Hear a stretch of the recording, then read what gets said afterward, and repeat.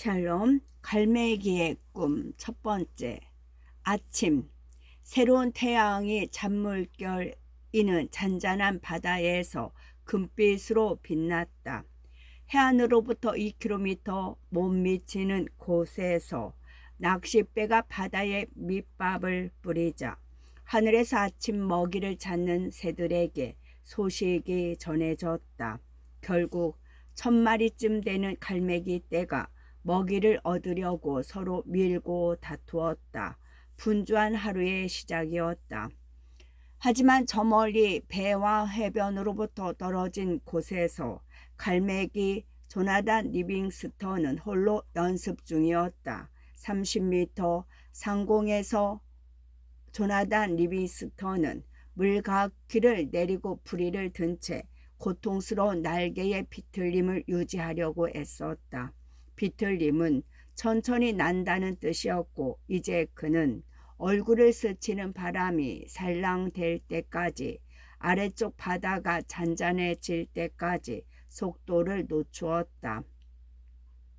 그는 잔뜩 집중하느라 눈을 가늘게 뜨고 숨을 멈추었다가 힘껏 한 번 더 2cm 남짓 날개를 비틀었다. 그러자 깃털이 곤두서고 실속하면서 떨어졌다. 원래 갈매기는 비틀거리지 않는다. 실속하지 않는다. 공중에서 실속하는 것은 갈매기에게는 수치이며 불명예다. 하지만 부끄러워하지 않고 다시 날개를 펼쳐 떨면서 고통스럽게 비트는 천천히 그러다 다시 실속했다.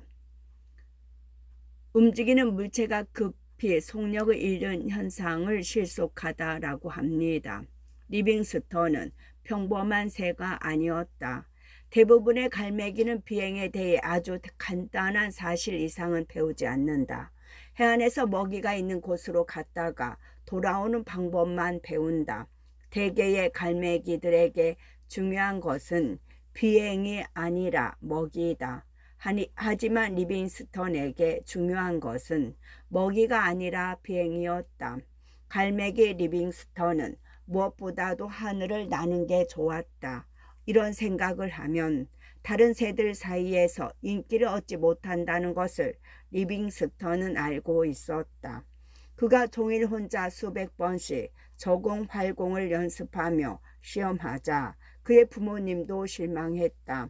리빙스턴은 이유는 몰랐지만 수면에서 날개 폭이 절반이 안 되는 높이에서 날면 힘들이지 않고 더 오래 채공할 수 있었다.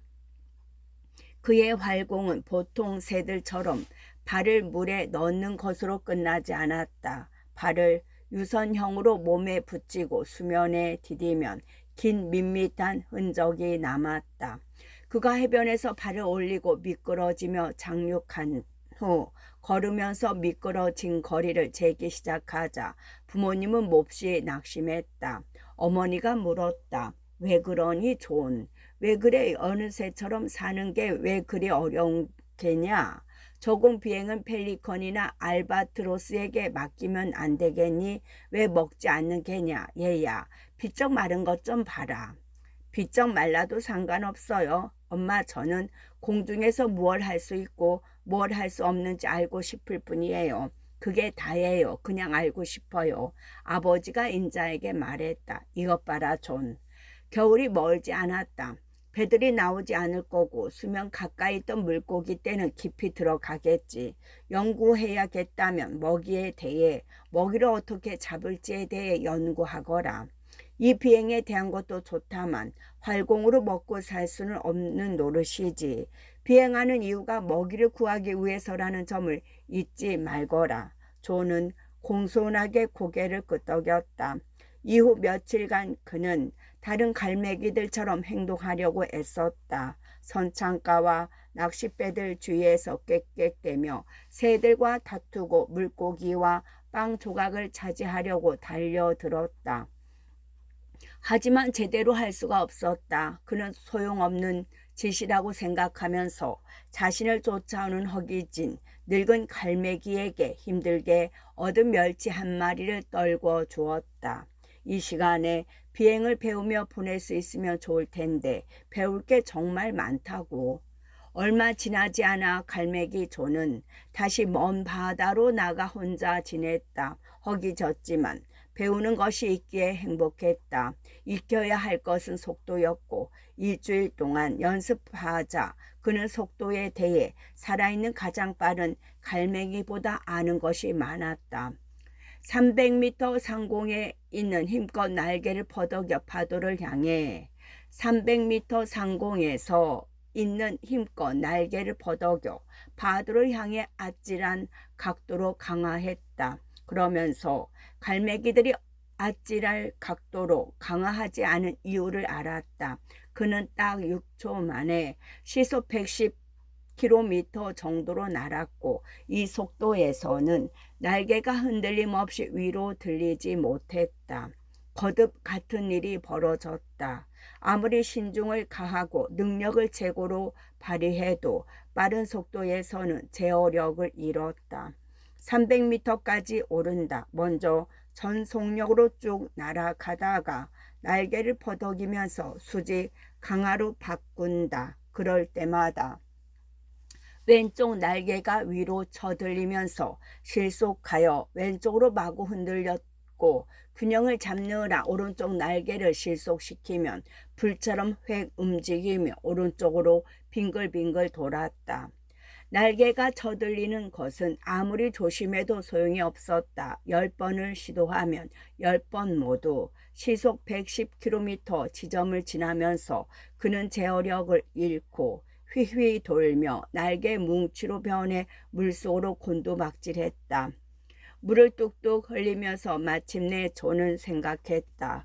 빠른 속도에서 날개를 움직이지 않는 게 열쇠임이 틀림없어. 시속 80km까지 날개짓을 하다가 이후에는 날개를 가만히 두어야 했다. 600m 상공에서 그는 다시 시도했다. 급강하하면서 시속 80km를 지나는 순간부터 부리를 내리고 날개를 활짝 펴고 가만히 있었다. 엄청나게 힘이 들었지만 이 방법은 통했다. 10초 후 그는 시속 150km 지점을 지났다. 조는 갈매기 비행 최고 속력 기록을 갖게 되었다.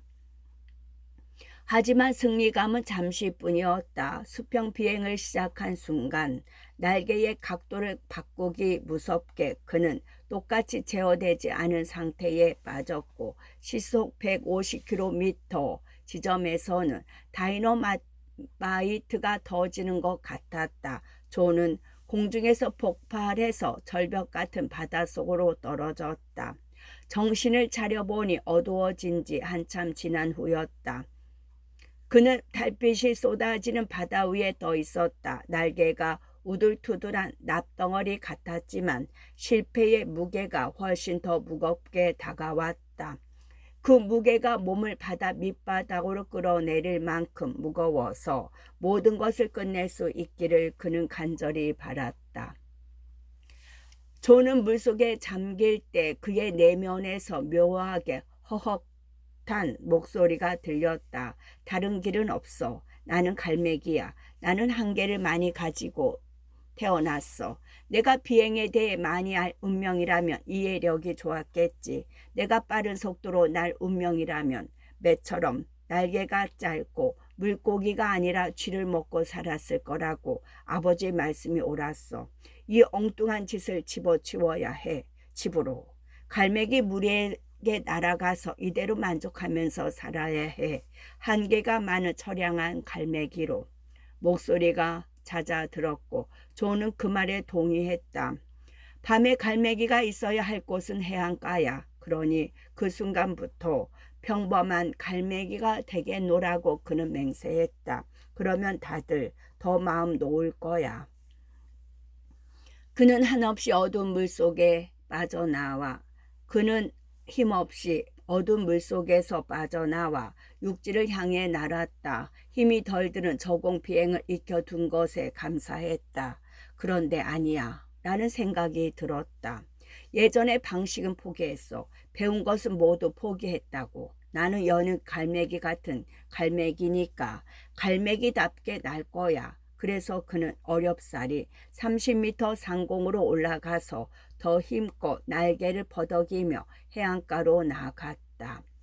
다른 갈매기들과 똑같은 갈매기가 되겠다고 결심하니 마음이 한결 가벼웠다. 이제 그를 배움으로 몰아내던 힘과 아무런 관계도 없을 테고 더 이상은 도전도 없고 실패도 없을 터였다.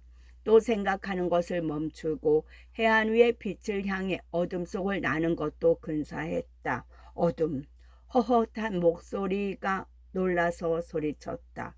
갈매기는 어둠 속에서 날지 않는데. 존은 귀담아 들을 만큼 주의를 기울이지 않았다. 멋지네. 그는 속으로 중얼댔다. 달과 불빛이 수면 위에서 빛나며 작은 횃불들이 밤속으로 길을 만들어냈다. 사방이 정말 평화롭고 고요했다. 내려가. 갈매기는 어둠 속에서 날지 않는다고. 네가 어둠 속에서 날 운명이라면 너는 올빼미의 눈을 가지고 태어났겠지. 너는 이해력이 좋았을 거야. 너는 매처럼 짧은 날개를 가졌을 거라고. 그 밤속 30m 상공에서 존 리빙스턴은 눈을 깜빡였다. 그의 아픔이 다짐이 사라져 버렸다. 짧은 날개, 매처럼 짧은 날개, 그게 답이야. 이다지도 미련하다니. 내게 필요한 것은 짧은 날개야. 날개의 대부분을 접고 그 끄트머리만으로 날면 되는 거야. 짧은 날개. 그는 검은 바다 위 60m 상공으로 올라갔다. 한순간도 실패와 죽음에 대해 생각하지 않고 앞날개를 몸에 꼭 붙이고 폭이 좁은 단도만한 날개끝만 바람 속으로 뻗어 수직으로 급강하했다. 머리에 악마 같은 바람이 불어댔다. 시속 110km, 145km, 190km, 그보다 더 빠르게 이제 시속 225km에서 날개의 부담은 시속 110km에서 느꼈던 것보다도 힘들지 않았다. 그는 날개 끝을 살짝 비틀어 급강하에서 벗어나 달 아래에서 잿빛 대포알처럼 파도 위를 날아갔다. 바람을 맞으며 살짝 눈을 감고 기쁨에 젖었다. 시속 225km라니. 게다가 제어가 되다니. 600m가 아니라 1500m에서 급강하한다면 얼마나 빠를까. 조금 전에 다짐은 까맣게 잊히고 세찬 바람에 휘감겨 사라져 버렸다. 하지만 존은 자신에게 한 약속을 어긴 것에 대해 죄책감을 느꼈다. 그런 약속은 평범함을 받아들이는 갈매기들에게나 통하는 것이지 존처럼 뛰어난 지식을 얻은 갈매기에게는 그런 약속이 필요하지 않다. 해가 뜰 무렵까지 존은 연습하고 또 연습했다. 1500m 상공에서 바라보니 낚싯배들이 잔잔한 파란 바다 위에 점점이 떠 있었고 아침 먹이를 찾아 나온 갈매기들은 희미한 흙먼지 구름처럼 보였다. 그는 생기 넘쳤으며 기쁨에 파르르 떨었고 두려움이 통제되는 것이 자랑스러웠다. 그러다가 요란을 떨지 않고 앞날개를 접고 짧고 각진 날개 끝을 뻗어 바다 쪽으로 곧장 날아 내려갔다. 1200m 상공을 지날 즈음 존은 한 계속도에 도달했고 바람이 소리치는 철벽 같아서 더 빨리 움직일 수가 없었다. 이제 그는 시속 344km로 곧장 강화하고 있었다. 그 속도에서 날개가 퍼지면 몸이 산산조각 난다는 것을 알기에 존은 침을 삼켰다. 하지만 속도는 힘이었고 속도는 환희였으며 속도는 순수한 아름다움이었다. 하지만 속도는 힘이었고 속도는 환희였으며 속도는 순수한 아름다움이었다. 그는 300m 상공에서 수평 비행을 시작했고 거대한 바람 속에서 날개 끝이 턱턱 소리를 내며 둔해졌다. 바로 앞에서 배와 갈매기 떼가 기울고 유성처럼 빨리 다가왔다. 조는 멈출 수가 없었다. 아직 그는 그 속도에서 방향을 바꾸는 방법조차 몰랐다. 충돌하면 그 자리에서 죽을 터였다. 그래서 그는 눈을 감았다. 그날 아침 일출 직후 갈매기 존 리빙스턴은 바람과 깃털들이 무시무시한 울부짖음 속에서 눈을 감고 시속 341km로 아침 먹이를 찾는 갈매기 무리 가운데로 돌진했다. 이번 한 번은 행운의 갈매기가 그에게 미소 지은 덕분에 아무도 죽지 않았다. 존이 부리를 창공으로 지켜들 즈음 여전히 시속 257km의 속도로 날아가고 있었다. 속도를 32km로 늦추고 마침내 날개를 다시 펼치자 1200m 아래 바다에 뜬 배가 부스러기처럼 보였다. 승리라는 생각이 들었다. 한계 속도. 갈매기가 시속 344km로 비행하다니 이것은 새로운 발견이자 갈매기 역사상 가장 위대한 순간이었고 그 순간 갈매기 존에게는 새로운 시대가 열렸다. 그는 홀로 연습했던 지역으로 가서 2400m 상공에서 급강하하기 위해 날개를 접고 곧장 방향을 바꾸는 방법을 알아낼 채비를 했다.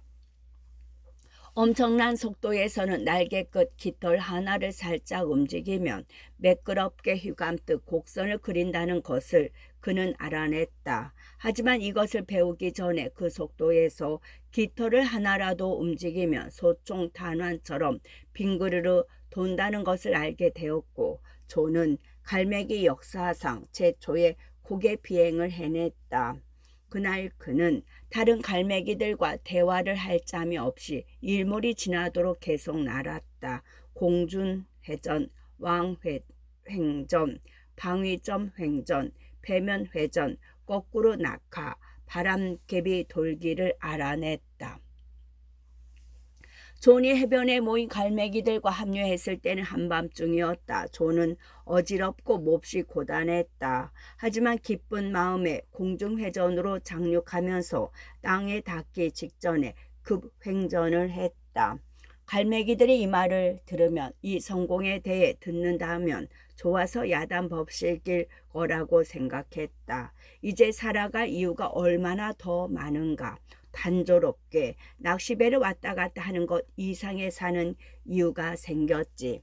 우린 무지에서 벗어날 수 있어. 우수하고 지적인 기술이 뛰어난 우리 자신을 발견할 수 있다고. 우린 자유로울 수 있어. 비행하는 방법을 배울 수 있어. 앞에 펼쳐진 세월이 희망으로 활기를 띠고 빛났다. 존이 착륙하니 부족회의가 소집되어 있었다. 갈매기들이 모인 지 한참 지났음이 분명했다. 사실 갈매기들은 기다리고 있었다. 갈매기 존 리빙스턴 중앙에 서라. 부족장이 가장 격식 차린 말투로 말했다. 중앙에 서기는 엄청난 지옥이거나 명예 둘 중 하나를 의미했다. 갈매기들의 최고 우두머리로 지명될 때 명예로운 중앙에 서기를 했다. 존은 속으로 중얼댔다. 당연히 오늘 아침에 먹이를 구하러 나온 새들이 내 성공한 비행을 본 거야. 하지만 난 명예 따위는 원하지 않아. 우두머리가 되고 싶은 마음도 없어. 내가 알아낸 것을 나누고 우리 앞에 펼쳐진 그 수평선을 보여주고 싶을 따름이야. 그는 앞으로 나와섰다.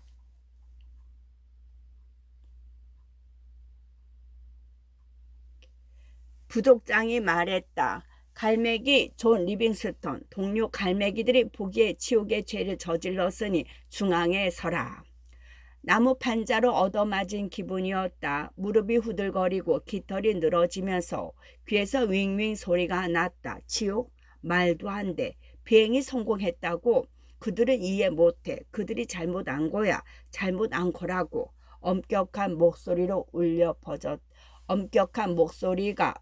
퍼졌다. 무분별한 무책임, 갈매기 가족의 위엄과 전통을 깨고 치욕의 죄로 중앙에 서는 것은 그가 부족해서 추방되어 머나먼 절벽에서 혼자 살게 되는 것을 의미했다. 갈매기 존 리빙스턴 언젠가는 무책임한 행위가 아무 득이 되지 않는다는 것을 배울 것이다. 삶은 알지 못하며 알 수도 없는 것이지. 다만 우리가 이 세상에서 나온 것은 할 수 있는 데까지 먹고 살아남기 위해서라는 것만 알 수 있을 뿐. 갈매기는 부족회의에서 말대꾸를 하면 안 됐지만 존은 언성을 높였다. 무책임요? 형제 여러분, 의미를 삶의 더 순간 목표를 찾고 추구하는 갈매기보다 더 책임 있는 갈매기가 누구란 말입니까? 천년간 우리는 물고기 머리나 쫓아다녔지만 이제는 살아야 할 이유가 생겼습니다. 배우고 발견하고 자유로울 수 있게 되었습니다. 배우고 발견하고 자유로울 수가 있게 되었습니다. 제게 한 번만 기회를 주십시오. 제가 알아낸 것을 여러분께 보여드릴. 갈매기들은 망부석이 되어버린 것 같았다. 형제 관계는 깨졌다. 갈매기들이 다 같이 말했고 다 함께 귀를 닫고 존에게 등을 돌렸다. 그 후 존은 여생을 홀로 보냈지만 머나먼 절벽 너머까지 날아갔다. 그가 슬픈 것은 고독 때문이 아니라 다른 갈매기들이 앞에 놓인 멋진 비행을 믿으려 하지 않아서였다. 그들은 눈을 뜨고 보기를 거부했다.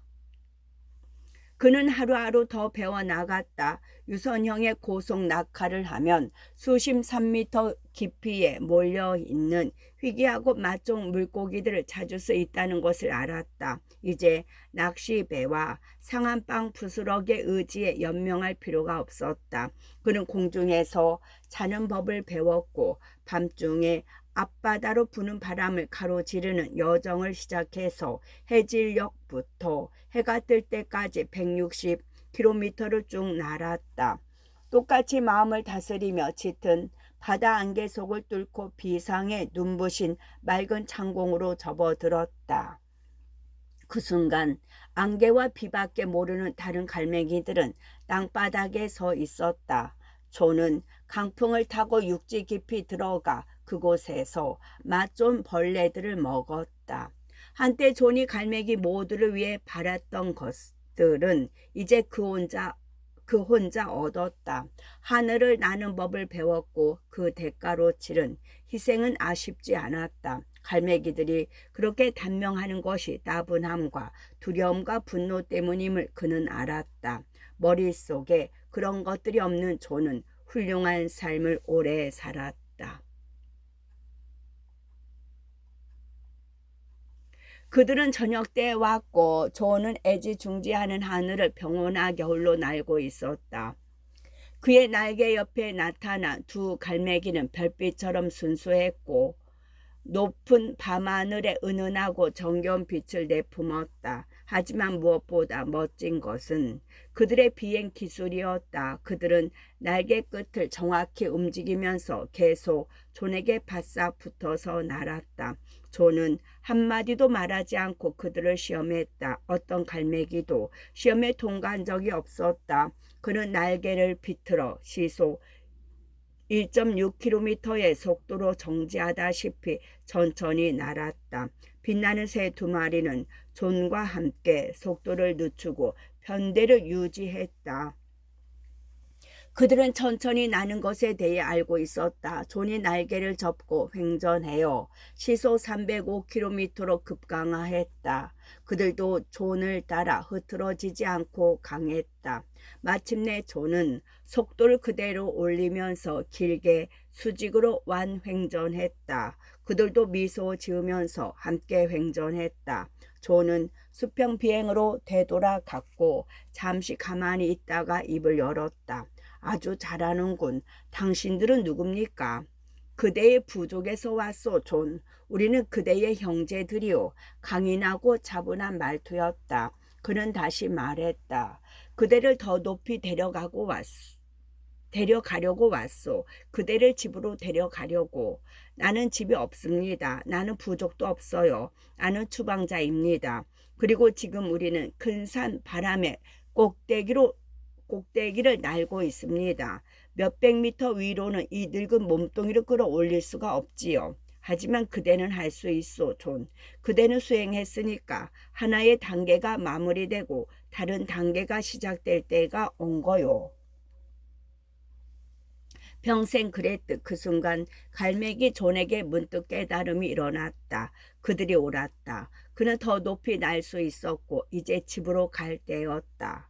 존은 마지막으로 하늘을 오래오래 둘러보았다. 그렇게도 많은 것을 배웠던 광활하게 펼쳐진 은빛 대지. 준비됐습니다. 마침내 그는 말했다. 그리고 갈매기 존 리빙스턴은 별빛처럼 환한 두 갈매기와 함께 날아올라 칠흑같이 어두운 밤 속으로 사라졌다. 그러니까 이게 천국이군. 그는 속으로 중얼대다가 빙그레 웃지 않을 수 없었다. 천국에 날아든 바로 그 순간 시시콜콜 살피기나 하다니 점잖은 행동이 아니었다. 이제 그는 지상을 벗어나 구름 무리 위를 지나 빛나는 두 갈매기와 가까이 편대를 이루어 날았다. 그러면서 자신의 몸이 두 갈매기처럼 점점 환해지는 것을 보았다. 그렇다. 젊은 갈매기 존이 거기 있었다. 그의 황급빛 눈 뒤에 늘 살고 있었지만 외모는 바뀐 존이 거기 있었다. 갈매기의 몸으로 느껴졌지만 이미 예전에 몸이 날던 것보다 훨씬 잘 날았다. 이럴 수가. 힘을 절반만 써도 속도는 2배나 빠르고 지상의 전성기 때보다 2배는 잘 날겠는걸. 이제 그의 깃털이 흰빛으로 반짝거렸고 날개는 광을 낸 음판처럼 매끈하고 아름다웠다. 그는 기분 좋게 날개에 대해 익히기 시작하며 새 날개에 힘을 넣었다. 시속 400km에서 존은 수평비행 최고 속도에 근접하고 있다고 느꼈다. 440km에서는 가능한 최대 속력으로 날고 있다는 생각이 들면서 은근히 실망스러웠다. 새 몸이 능력을 발휘하는 데는 한계가 있었고 예전 수평 비행 기록보다 훨씬 빠른 듯했지만 그래도 한계는 있어서 극복하려면 많은 노력이 필요할 터였다. 그는 천국에는 한계가 없는 줄 알았지라고 생각했다. 구름이 갈라지자 그를 안내하던 갈매기들이 말했다. 멋진 여행을 해요, 존. 그러더니 그들은 창공으로 사라졌다. 존은 바다 위를 날아 들쑥날쑥한 해안선으로 향했다. 얼마 안 되는 갈매기들이 절벽 위에서 상승 기류를 타고 날고 있었다. 멀리 북쪽으로 수평선 위에서 다른 갈매기 몇 마리가 날아다녔다. 새로운 풍경을 보자. 새로운 생각과 새로운 궁금증이 생겼다. 왜 갈매기가 이렇게 없을까? 천국이라면 갈매기들로 부족돼야 하는데 또 난 왜 이리 갑자기 피곤하지? 천국에서는 갈매기들이 고단하거나 잠을 안 잘 텐데 어디서 그런 말을 들었더라? 지상에서 살았던 기억이 점점 빠져나가고 있었다. 물론 지상은 그가 참 많은 것을 배운 곳이지만 소소한 부분들이 흐릿했다. 먹이를 구하려고 싸우고 주방자가 된 일에 대한 부분이 희미해졌다. 해안가의 갈매기 10마리가 그를 마중 나왔지만 아무도 한마디도 하지 않았다. 존은 그저 환영받은 기분과 여기가 집이라는 느낌만 들었다. 그에게는 엄청난 하루여서 이날 새벽이 기억나지 않았다. 존은 해변에 착륙하려고 몸을 돌려 지면 바로 위에서 날갯짓을 멈추고 가볍게 모래사장으로 내렸다. 다른 갈매기들도 착륙했지만 어느 누구도 깃털 하나 펄럭이지 않았다. 그들은 빛나는 날개를 쭉 뻗고 바람을 타다가 깃털의 각도를 바꿔 발이 지면에 닿는 순간 멈추었다. 멋진 제어력이었지만 이제 존은 너무나 고단해서 시도해 볼 수가 없었다. 여전히 한마디도 듣지 못한 채 그는 그곳 모래밭에 서서 잠들었다. 하루하루 지나면서 존은 또 나온 생과 다름없이 이곳에서도 비행에 대해 배울 게 많다는 것을 알았다. 하지만 차이가 있었다. 이곳의 갈매기들은 존처럼 생각했다. 각자에게 삶에서 가장 중요한 것은 자신이 가장 하고 싶은 일을 노력해서 완벽에 도달하는 것이었다. 그리고 가장 하고 싶은 일은 바로 비행이었다. 그들은 하나같이 위풍당당한 새였고 매일 몇 시간이고 비행하고 어려운 기술들을 시도하며 보냈다. 오랫동안 존은 떠나온 세상을 잊고 살았다. 그곳에서는 갈매기들이 비행하는 환희를 외면하고 살았다. 날개는 먹이를 찾고 먹이 때문에 싸우는 수단으로 사용했다. 하지만 이따금 순간적으로 기억이 떠올랐다. 어느 날 아침 스승과 나갔을 때도 기억이 났다. 그들이 날개를 접은 급 횡전을 익힌 후 해안에서 쉬고 있을 때였다. 모두 어디 있습니까? 설리번? 왜 여기 갈매기들이 더 없습니까? 제가 떠난 곳에서는 존이 소리 내지 않고 물었다. 이제 그는 갈매기들이 킥킥 꽥꽥 소리 대신 쓰는 느긋한 텔레파시가 아주 편했다. 수천 마리의 갈매기가 있었겠지. 나도 안다. 설리번은 고개를 흔들었다. 그가 말을 이었다. 내가 알 수 있는 단 한 가지 대답은 네가 100만 중에 하나인 아주 뛰어난 새라는 것이란다. 대부분의 새들은 아주 더디게 나왔지. 대부분 한 세상에서 거의 똑같은 다른 세상으로 오면서 이전 세상은 까맣게 잊었고 우리가 어디로 향하는지 개의치 않고 순간을 위해 살고 있지. 먹거나 싸우거나 무리 안에서 힘을 발휘하는 것 이상의 무언가가 있다는 생각을 처음 떠올리기까지 몇 생이나 살아야 하는지 알아? 1000번의 생, 10,000번의 생이란다. 그런 다음 100번을 더 살아야 우리는 완벽함이라는 게 있다는 것을 알기 시작하고 다시 100번을 더 살아야 사는 목적이 그 완벽함을 찾고 그것을 보이기 위해서임을 터득하기 시작하지. 물론 이제 우리는 똑같은 규칙을 적용받지. 우리는 이번 생에서 배운 것을 통해 다음 생을 선택한단다. 아무것도 배우지 못하면 다음 생은 이번 생과 똑같아. 한계도 똑같고 감당해야 할 무거운 짐도 똑같지. 설리번은 날개를 펴고 몸을 돌려 바람과 마주했다. 그는 말했다. 하지만 너는 한 번에 아주 많은 것을 배웠기에 이 세상에 다다르기 위해 1000번의 생을 겪을 필요가 없었단다. 잠시 후 그들은 다시 공중에서 수련을 했다. 편대를 이룬 방위점 횡전은 까다로웠다. 절반을 거꾸로 뒤집으면서 존은 거꾸로 생각해야 했기 때문이었다. 날개의 회전을 뒤집어 생각하고 스승과 정확히 맞추어서 뒤집어야 했다. 다시 해보자꾸나. 설리번이 거듭해서 말했다. 다시 해보자. 마침내 그가 말했다. 잘했다. 그리고 그들은 바깥 공중회전을 연습하기 시작했다. 어느 저녁 야간 비행을 하지 않는 갈매기들이 모래밭에 모여 서서 명상 중이었다. 존은 있는 용기를 다 짜내서 족장 갈매기에게 걸어갔다. 그가 곧 이 세상 너머로 갈 것라고들 했다. 챙. 존이 조금 초조하게 말했다. 늙은 갈매기가 인자하게 그를 바라보았다. 그래, 무슨 일인가? 족장은 세월 때문에 쇠약해진 게 아니라 오히려 힘을 얻었고 무리 중 누구보다 빨리 날 수 있었다. 그리고 다른 갈매기들은 겨우 신압으로 알아가는 기술들을 그는 다 꿰고 있었다. 챙, 이 세계는 천국이 아니지요. 맞습니까? 족장은 달빛 속에서 빙긋 웃었다. 자네는 다시 배우고 있구먼. 그가 말했다. 저기 이 세계 다음은 어떻게 됩니까? 우리는 어디로 가는 겁니까? 천국 같은 곳이 있기는 합니까? 아니라네. 그런 곳은 없지. 천국은 장소가 아니고 시간도 아니라네. 완벽한 것이 곧 천국이지. 족장은 한동안 침묵을 지켰다. 그가 다시 입을 열었다. 쟤네는 무척 빨리 나는 갈매기지. 안 그런가? 저는 속도를 즐깁니다. 존이 말했다. 깜짝 놀랐지만 족장이 알아봐줘서 으쓱했다. 완벽한 속도에 접하는 순간 자네는 천국에 접하기 시작할 걸세.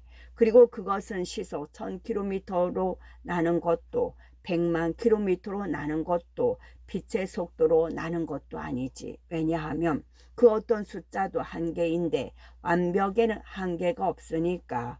완벽한 속도는 그저 그곳에 있는 것이라네. 끝.